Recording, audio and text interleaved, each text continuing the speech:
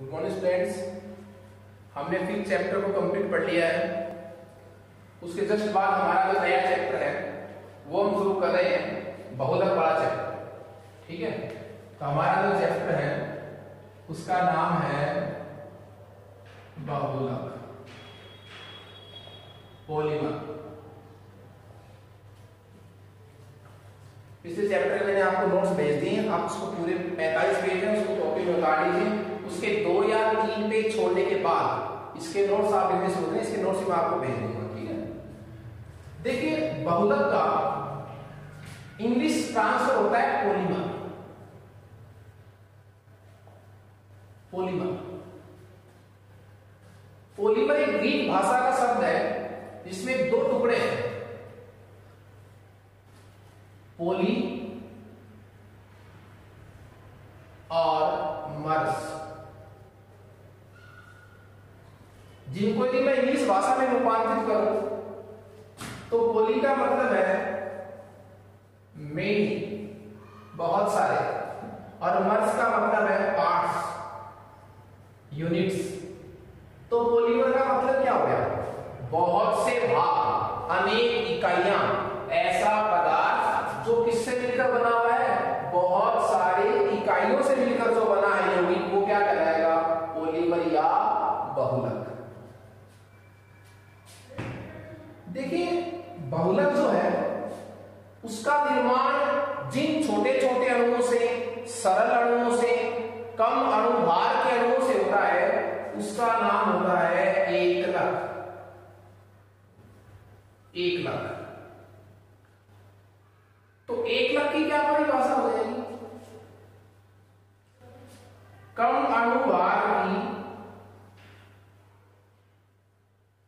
अणुभार की कैसी इकाई? सरल इकाई क्या कहलाती है? एकलक। और एकलक बार बार जुड़कर, रिपीट होकर, दोहरान करके जो यौगिक बनाएगा वो कहलाएगा बहुलक। तो बताइए बहुलक का वेट कितना हो जाएगा? अधिक। तो मैं इसको कहूंगा उच्च अणुभार। सरल नहीं होगी इकाई, क्योंकि अनेक इकाइयां जुड़ेंगी तो बंद बनेंगे, तो कॉम्प्लेक्स यूनिट हो गई। जटिल इकाई क्या कहलाएगी? बहुलक। और एकलक से बहुलक बनने की क्रिया क्या कहलाएगी? वो कहलाएगी बहुलकीकरण, पॉलीमराइजेशन। इसको मोनोमर कहते हैं, ये पॉलीमर है। The process of formation of polymer from monomer is known as बहुलकीकरण। बहुलकन भी नाम होता है इसका, इस नाम हो गया आपने बहुलकन। देखिए मैं इसको वापस से रिवाइज कर रहा हूं। बहुलक क्या है? एक उच्च अणुभार की जटिल इकाई है जिसका निर्माण किससे होता है? एकलक से होता है। एकलक क्या है? कम अणुभार की सरल इकाई। कैसे होता है? ये जो इकाइयां होती है ना कम अणुभार की, ये एक के बाद एक जुड़कर, किससे जुड़कर? सहसंयोजक बंधों द्वारा एक के बाद एक जुड़कर जो पूरा बड़ा अणु बनाती है वो क्या कहलाती है? बहुलक। किसी बहुलक के निर्माण में जितने एकलक अणु भाग लेते हैं वो क्या कहलाती है? वो कहलाती है बहुलकीकरण की मात्रा। बहुलकीकरण की मात्रा, डिग्री ऑफ पॉलीमराइजेशन, जिसको मैं स्मॉल n से डिनोट करूंगा। एक छोटा सा एग्जांपल लेंगे तो बहुलक को समझने के लिए। जैसे मैं ये कहूं ये दीवार किससे बनकर बनी हुई है? ईंटों से। ईंटों की बार बार पुनरावृत्ति से किसका निर्माण हुआ? दीवार का। तो यदि मैं दीवार को क्या कहूं? बहुलक। तो इस दीवार की एकलक इकाई क्या होगी? ईंट, क्योंकि ईंटों की बारंबार पुनरावृत्ति से किसका निर्माण हुआ? दीवार का। जैसे मैं कहता हूं शरीर का निर्माण कोशिकाओं से होता है, तो मैं इस शरीर को बहुलक तो बहुलक की क्या परिभाषा हो जाएगी? एकलक इकाइयों के सहज संयोजक बंध द्वारा जुड़ने से प्राप्त उच्च अणुभार की जटिल इकाई क्या कहलाती है? बहुलक। एकलक की क्या परिभाषा होगी? कम अणुभार की वह सरल इकाई जिसकी बार बार पुनरावृत्ति से किसका निर्माण होता है? बहुलक का। वो इकाई क्या कहलाएगी? एकलक। किसी बहुलक के निर्माण में जितने एकलक के अणु भाग लेते हैं वो क्या कहलाती है? बहुलकीकरण की मात्रा, जिसको स्मॉल n से कहते हैं। एकलक से बहुलक बनने की क्रिया क्या कहलाएगी? बहुलकीकरण कहलाती है। तो ये सामान्य परिचय था बहुलक का। आपको इसमें दो बातें अच्छी याद रखनी है कि बहुलक का अणुभार क्या होता है? उच्च। कैसी इकाई होती है? जटिल। इसका निर्माण किससे होता है? एकलक से। कैसे होता है? एकलक इकाइयां सहज संयोजक बंध द्वारा जुड़कर, परस्पर जुड़कर, रिपीट होकर जो बड़ा अणु बनाती है वो क्या कहलाती है? बहुलक। जिसके रिपीटिशन से बनता है वो क्या कहलाता है? एकलक। और एकलक से बहुलक बनने की क्रिया क्या कहलाती है? बहुलकीकरण। अब हम बहुलकों का वर्गीकरण पढ़ेंगे। हमारा जो नेक्स्ट टॉपिक है वो रहेगा बहुलक का वर्गीकरण।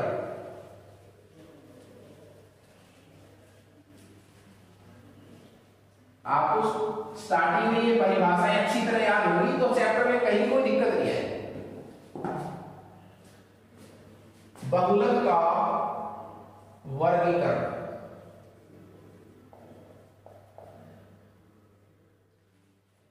देखिए, बहुलकों का वर्गीकरण हम अलग अलग आधारों पर पढ़ेंगे, अलग अलग बेसिस पर। बहुलक के बहुत सारे प्रकार होते हैं। पहला आधार पढ़ेंगे, फर्स्ट बेस, कैपिटल ए। स्रोत के आधार, स्रोत के आधार, स्रोत के आधार। वो बहुलक हमें कहां से मिला है, इस बेस पर भी बहुलक के कुछ प्रकार होते हैं। और जिनके प्रकार हैं, फर्स्ट हमारे पास है प्राकृतिक बहुलक। प्राकृतिक बहुलक, नेचुरल पॉलीमर। वे बहुलक जिनका स्रोत क्या है? प्रकृति। तो प्रकृति से प्राप्त बहुलक क्या कह रहे हैं? प्राकृतिक बहुलक। प्रकृति में दोनों चीजें आती हैं, पादप हो सकता है, जंतु भी हो सकता है। तो पादप या जंतु से जो हमें बहुलक प्राप्त होते हैं उन्हें क्या कहते हैं? प्राकृतिक बहुलक कहते हैं। इसके जो एग्जाम्पल है वो देखिए आप, cellulose, protein, carbohydrate, DNA, RNA, nucleic acid जिसको अपन कह सकते हैं। दूसरा जो डिवाइडेशन है वो हमारे पास है संश्लेषित बहुलक। संश्लेषित बहुलक। संश्लेषित बहुलक का मतलब क्या हुआ? वे बहुलक जिनका क्या किया गया है? संश्लेषण, जिन्हें बनाया गया है, कंप्लीटली फॉर्मेशन हुआ है लैब में। किसके द्वारा? मानव के द्वारा। और किसी जंतु में तो कैपेसिटी है नहीं बहुलक बनाने की, मानव ही एकमात्र जंतु है सब। तो मेरे कहने का मतलब था, वे बहुलक जिनका निर्माण पूरी तरह, पूर्णतः प्रयोगशाला में किसके द्वारा हुआ है? मानव के द्वारा हुआ है। जिनका पूरी तरह संश्लेषण हुआ है, वो प्रकृति में नहीं थे, वो क्या कहलाएंगे? संश्लेषित बहुलक। जैसे नायलॉन का रेशा है, नायलॉन का धागा, नायलॉन का धागा, PVC pipe, PVC, CPVC pipe आती है वो सब, पीवीसी, पॉलीथीन, ये सब क्या है? जिनका निर्माण हुआ है। उसके बाद थर्ड हमारे पास कैटेगरी है, वो है अर्ध संश्लेषित। अर्ध संश्लेषित बहुलक। अर्ध संश्लेषित बहुलक का मतलब क्या हुआ? वे बहुलक जो हमें प्राप्त तो प्रकृति से हुए, लेकिन प्रकृति से जो जिस रूप में हमें प्राप्त होते हैं उनका उपयोग अच्छा नहीं होता।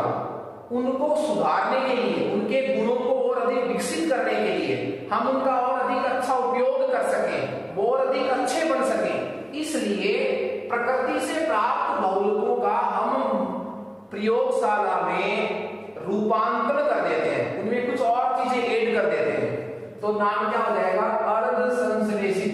मतलब जिसका क्या हुआ है? आधा संश्लेषण हुआ है। वो मिला तो कहां से था?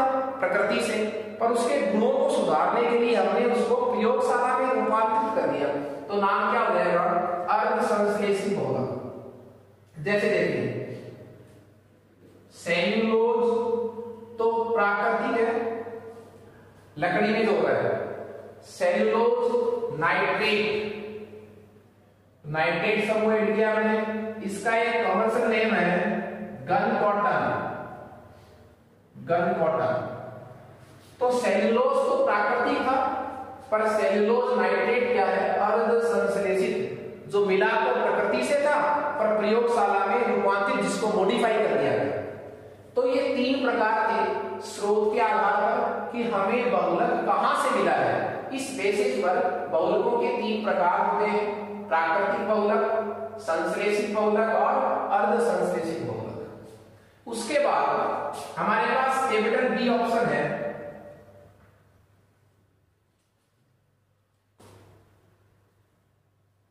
एकलक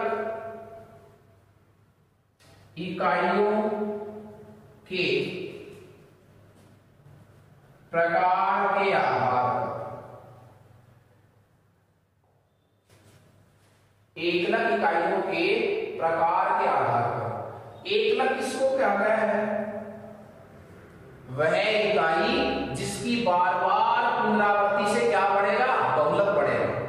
तो एकलक इकाइयों के किस आधार पर? प्रकार के आधार पर। मैंने संख्या नहीं बोला है, क्या बोला है? प्रकार के आधार पर। एकलक इकाइयों के प्रकार के आधार पर बहुलकों के दो प्रकार होते हैं: समबहुलक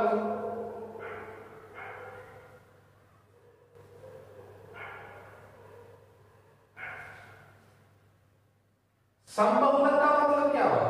वह बहुलक जिसका निर्माण एक ही प्रकार की एकलक इकाइयों से होता है, उसमें दो प्रकार की एकलक इकाइयां नहीं होती। प्रकार एक होता है, संख्या एक नहीं होती है। संख्या तो 100, 200, 500, 1000, लाखों में हो सकते हैं, परंतु सम का मतलब क्या है कि ये, यदि जैसे मैं ये कहूं कि ये तो समबहुलक है, तो आप इसका मतलब क्या समझेंगे कि इस बहुलक के निर्माण में जो एकलक इकाइयां यूज हुई है वो सारी क्या थी? एक ही थी, एक ही प्रकार की थी। समबहुलक जैसे पॉलीथीन,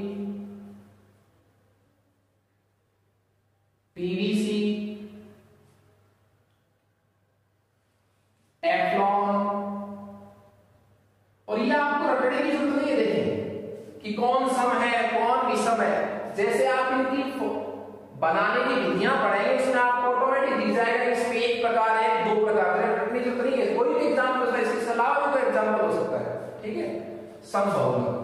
दूसरी जो कैटेगरी है वो है विषम बहुलक, जिसका नाम सहबहुलक भी हो सकता है। सहबहुलक, कोपॉलीमर।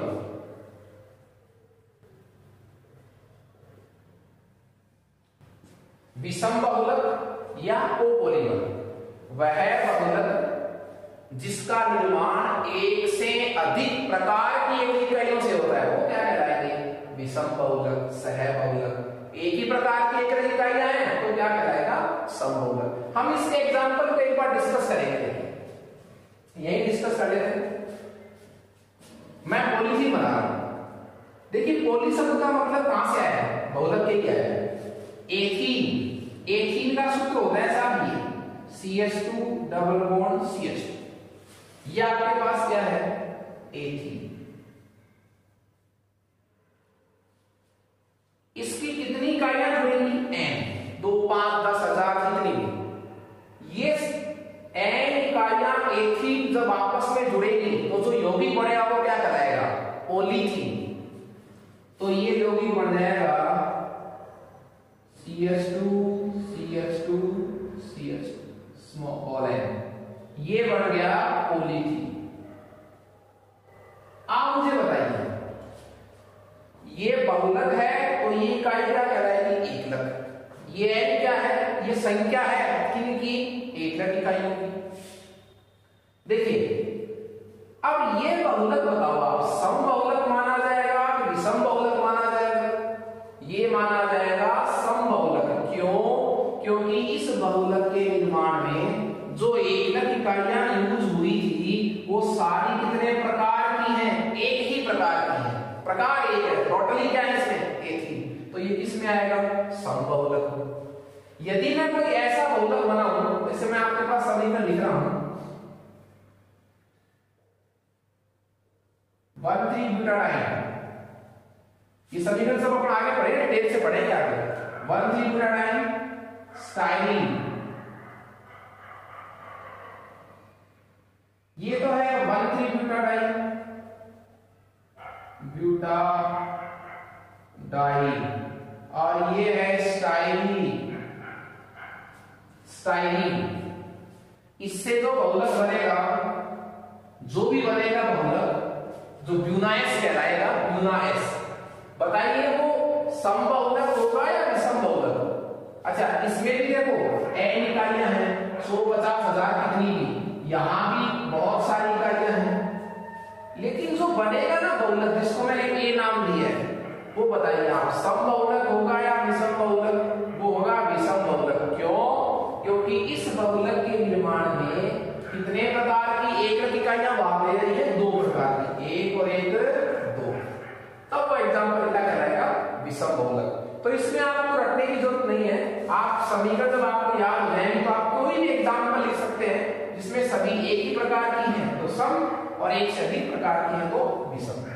मैं एक चीज यहाँ पर डिस्कस करूंगा कि एथीन से पॉलीथीन कैसे बना। इसमें बॉन्ड डबल है, इसमें बॉन्ड क्या है? सिंगल। ये बात आपको पहले बताऊं। देखिए बहुत सारी एथीन इकाइयां मिलकर क्या बना रही हैं? पॉलीथीन। तो मैं बहुत सारी तो नहीं लूंगा, 1000 तो इस बोर्ड पर ले नहीं पाऊंगा। मैं आपको 2 या 3 इकाइयां जोड़कर बताऊंगा। जिस तरह 3 इकाइयां जुड़ेंगी उसी तरह 3 लाख इकाइयां जुड़ेंगी। तो एक पैटर्न आपको बता रहा हूं मैं, देखिए CH2 double bond CH2 plus CH2 double bond CH2 plus CH2 double bond CH2। मैंने 3 इकाइयां ली, यहां 3 से पार नहीं पड़ेगी, यहां 3000, 300, 3 लाख कितनी भी हो सकती है, पर आपको मालूम है 2 इकाइयां जिस पैटर्न से जुड़ेंगी उसी तरह 2 लाख इकाइयां जुड़ेंगी। तो हम पैटर्न बता रहे थे किस प्रकार ये डबल जो है वो किसमें चेंज हो गया? सिंगल में। ये कहां से आया, ये बंद कहां से आया, ये चीजें मैं आपको समझाने जा रहा हूं एक बार। तो ये 3 इकाइयां ली मैंने एथीन की। देखिए आप इसको एक शॉर्ट ट्रिक से समझ सकते हैं। ये बंद आप इधर ले जाइए, इन दोनों को जोड़ना है तो ये वाला बंद भी इधर ले जाइए, ये वाला बंद भी इधर ले आइए। अब देखिए जो इकाई यहां जुड़ेगी उसका वो बंद कहां आएगा? यहां आएगा कि नहीं आएगा? मैंने 3 इकाइयां जोड़ी, यदि मैं 4 को जोड़ता तो वो इकाई का बंद कहां था? इधर आता। अब इसको लिखिए आप, देखिए यहां बंद कैसा हो गया? ये कराने से सिंगल CH2, ये सिंगल बच गया CH2, ये बंद आ गया यहां तो ये भी आ गया CH2, फिर ये भी सिंगल CH2, फिर ये भी सिंगल CH2, ये भी सिंगल CH2, जो आएगा वो भी सिंगल। अब कितनी बार ये पैटर्न चलेगा बताइए? जितनी बार आपने क्या लिया है? n लिया है, तो n बार n इकाइयां लेंगे तो ये पैटर्न भी कितनी बार चलेगा? n बार चलेगा। मैं इसको एक साथ लिख सकता हूं इस तरह देखिए कि बार बार रिपीट क्या हो रहा है, बार बार कौन सा पैटर्न रिपीट हो रहा है? ये वाला पैटर्न रिपीट हो रहा है, हो रहा है नहीं हो रहा है? तो मैं इसको इस तरीके से लिख सकता हूं CH2 सिंगल बॉन्ड CH2 और ये पैटर्न कितनी बार रिपीट होगा, जितनी बार आप लेकर चलेंगे तो हॉल है। ये बन गया आपका क्या, पॉलीथीन। देखिए ये तरीका सही नहीं है, ये ऑथेंटिक मेथड नहीं है इसके बनने का। इसी तरह एथीन से क्या बनता है, पॉलीथीन बनता है। मैंने आपको शॉर्ट ट्रिक बताया, जहां आपके बंधों में कंफ्यूजन हो गए कि अब सिंगल आएगा डबल आएगा, तो भाई पैटर्न बहुत काम का है। इसके बनाने की विधि अलग है, योगात्मक पॉलीथीन होता है इसमें, और वो भी कैसा, मुक्त मूलक प्रकार का। लेकिन वो अपने चैप्टर में आगे पढ़ेंगे। एक बार आपको थोड़ा सा समझाना था कि किस प्रकार आपको जब भी एकलक दिया जाए और उससे क्या बनाना पड़े, बहुलक, तो आप इस तरह बंधों का विस्थापन कर सकते हैं। तो जो उत्पाद है वो आपको थोड़ा समझ में आए, उसकी थोड़ी इमेज बन जाएगी आपके दिमाग में। तो हमने दो वर्गीकरण पढ़ लिए हैं, जिसमें स्रोत के आधार पर पढ़ा है और एकल इकाइयों के आकार के आधार पर पढ़ा है। इसके बाद तीसरा हमारे पास है संरचना के आधार पर।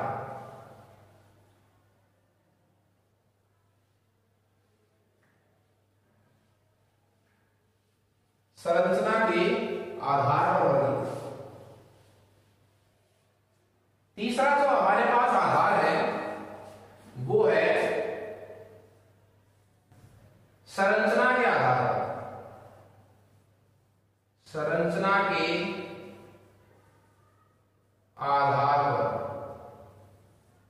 Based on structure.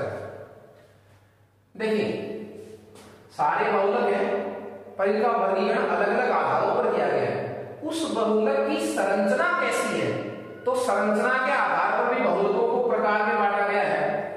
और उसका फर्स्ट ऑप्शन हमारे पास है रेखीय बहुलक।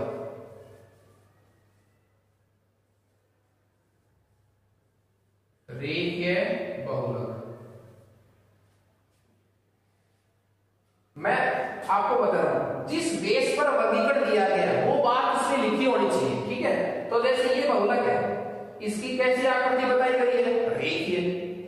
तो इसकी संरचना कैसी है, रेखीय। तो जब ये बहुलक बनता है, कौन सा, रेखीय वाला, इन बहुलकों में क्या होता है, एकलक इकाइयां एक के बाद एक जुड़कर सीधी श्रृंखला बनाती है। और ये श्रृंखलाएं जो हैं वो एक दूसरे पर परतों के रूप में पड़ी रहती है, एक दूसरे पर परतों के रूप में पड़ी रहती है।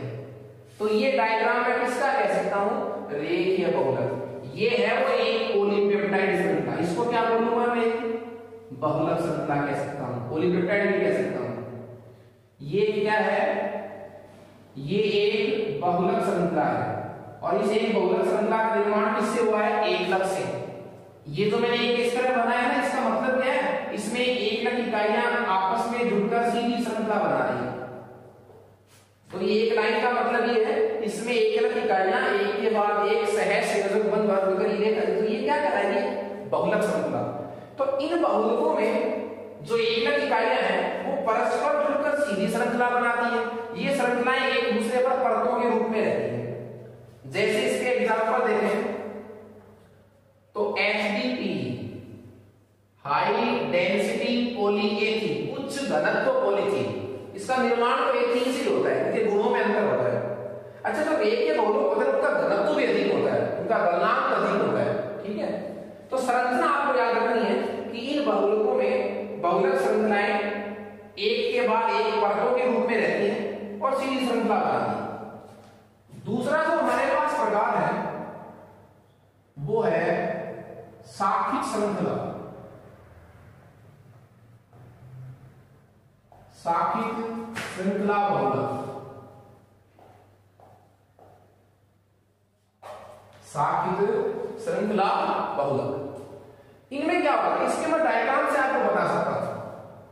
ये मैंने किसका डायग्राम बनाया था, ये डायग्राम मैंने किसका बनाया था, रेखीय बहुलक का।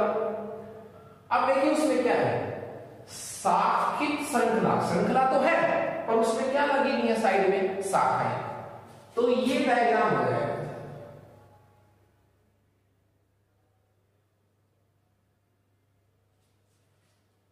ये सब क्या है, मैं आपको फिर कह रहा हूं, इस लाइन का मतलब क्या है, इस लाइन का मतलब है यहां एकलक इकाइयां परस्पर जुड़ी हुई हैं, सीधी श्रृंखला बना रही हैं। ये तो इसमें क्या होता है, एकलक इकाइयां जुड़कर सीधी श्रृंखला तो बनाती है, इसकी तरह श्रृंखला तो बनाएंगी। कुछ और एकलक इकाइयां इन मुख्य श्रृंखलाओं के पार्श्व भाग में भी जुड़ जाती हैं, छोटी छोटी श्रृंखला बनाती है। तो ये नाम क्या हो गया, शाखित श्रृंखला बोलक। इसका घनत्व क्या होगा, गलनांक क्या होगा, कम, इनकी मजबूती कम होती है। तो इसके लिए इसका एग्जांपल क्या हो जाएगा, एलडीपी, लोअर डेंसिटी पॉलीएथीन। तीसरा इसलिए हमारे पास है वो है तिर्यकबद्ध, क्रॉस बॉन्डेड तिर्यकबद्ध बहुलक, तिर्यकबद्ध बहुलक, क्रॉस बॉन्डेड। इसके डायग्राम से आपको इसकी विशेषताएं पता चल जाएंगी।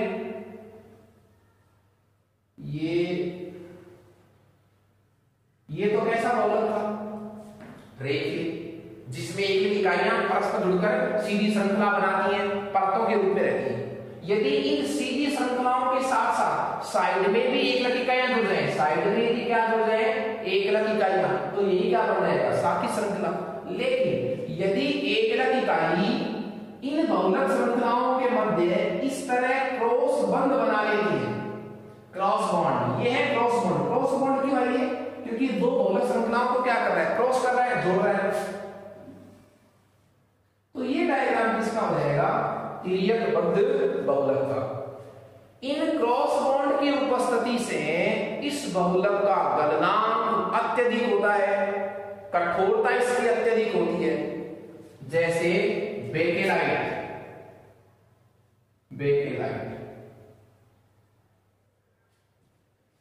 जिसकी कंगियां बनाते हैं, कंगे बाल अपन समाते हैं, वो कंगे बनाते हैं। विद्युत के जो स्विच होते हैं वो किसके बने हुए आते हैं, बेकेलाइट के। बर्तनों के हत्थे जो है वो बेकेलाइट के बने हुए आते हैं। तो ये हमारे पास तीसरा वर्गीकरण था संरचना के आधार पर। वापस रिवाइज कर रहा हूं मैं, रेखीय बहुलक, शाखित श्रृंखला बहुलक, तिर्यकबद्ध बहुलक में तीनों में फर्क क्या है, सिर्फ संरचना का। इन बहुलकों में बहुलक श्रृंखलाएं एक के बाद एक तय के रूप में रहती हैं, परत के रूप में रहती हैं। उनमें बहुलक श्रृंखलाओं से साइड में एकलक इकाइयां जुड़कर छोटी छोटी श्रृंखला और बना लेती हैं। और इनमें क्या होता है, बहुलक श्रृंखलाओं के मध्य एकलक इकाइयां क्रॉस बंध बना लेती हैं, तो इसकी मजबूती क्या हो जाती है, बढ़ जाती है। कैपिटल डी इसके बाद का वर्गीकरण जो हमारे पास है वो है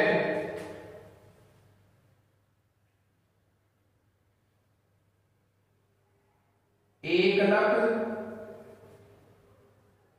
इकाइयों के मध्य किसके आधार पर, आकर्षण बल के आधार पर। एकलक इकाइयों के मध्य किसके आधार पर, आकर्षण बल के आधार पर। सुनिए, आपको पता है बहुलक का निर्माण किससे होगा, एकलक से। कैसे होगा, एकलक इकाइयां एक के बाद एक किससे जुड़ेंगी, सह संयोजक बंध द्वारा। तो उन इकाइयों के मध्य अट्रैक्शन कैसे है, इस आधार पर भी बहुलक के कुछ प्रकार हैं। तो पहला प्रकार हमारे पास है इसमें प्रत्यास्थ बहुलक, इलास्टिबल, प्रत्यास्थ बहुलक, प्रत्यास्थ बहुलक। देखिए, हमें, मैं आपको पहले भी कह चुका हूं, जिस टाइप का हम वर्गीकरण पढ़ रहे हैं उसके जो हम टाइप लिखेंगे उनमें उस बात का जिक्र तो होना ही चाहिए जिसके बेस पर आप डिवाइडेशन कर रहे हैं। जैसे मैं क्या कर रहा हूं कि एकलक इकाइयों के प्रकार, तो हमें ये तो बताना पड़ेगा इसमें एक ही प्रकार की, इसमें दूसरी प्रकार की। अब हम और सारी बातें तो लिख दें, हमने एग्जाम्पल लिख दिया, विशेषताएं लिख दी, पर ये बात नहीं लिखी कि इसमें एक ही प्रकार की इकाई होती है, इसमें भिन्न प्रकार की होती है, तब तक ये आपका आंसर सही नहीं होगा।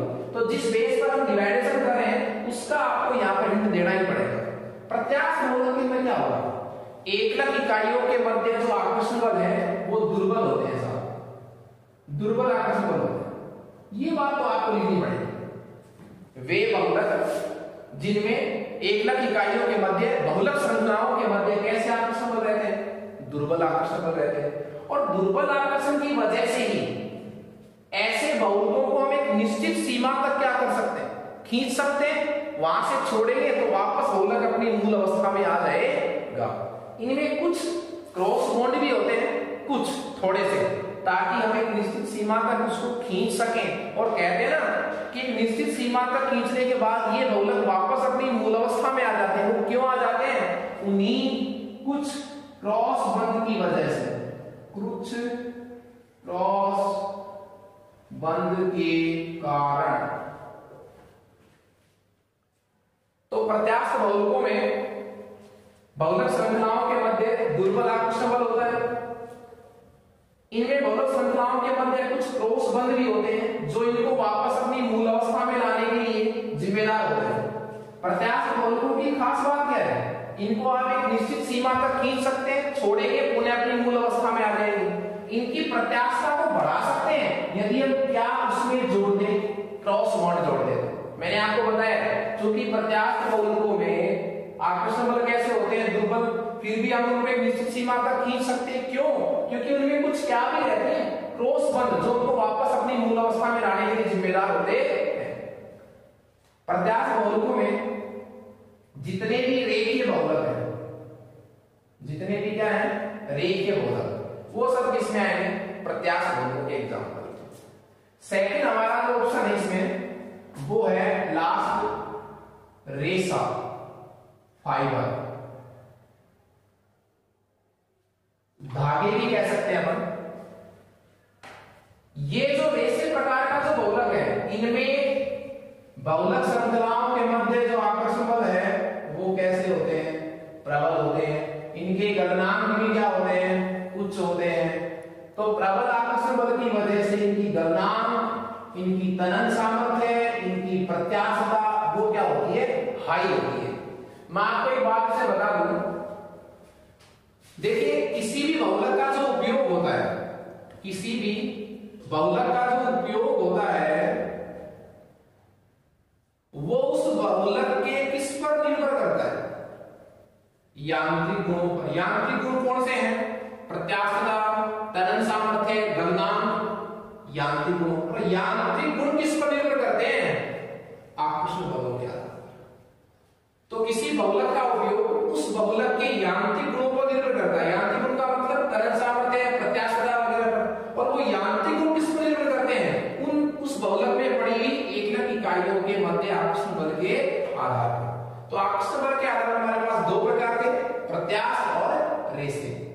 वर्गीकरण में हमने 4 टॉपिक आज पढ़ी है। नेक्स्ट 5वां टॉपिक हम कल डिस्कस करेंगे। Okay, thank you students.